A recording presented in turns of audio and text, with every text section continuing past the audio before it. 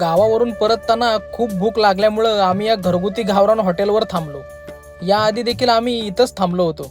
मग menu card बघून चिवताई म्हणाली, आपल्याला शेव भाजीच घ्यायची.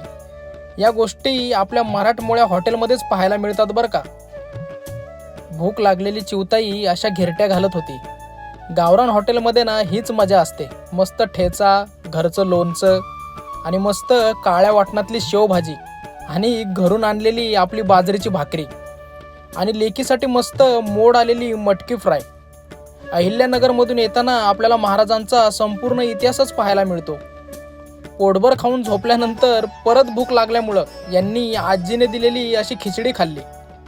8 तास प्रवास करून घरी आल्यावर गावाकडं उन्हानं काळ्या पडलेल्या आमच्या तोंडाला असं बेसन पीठ लावलं. होय बघू दे आले वा.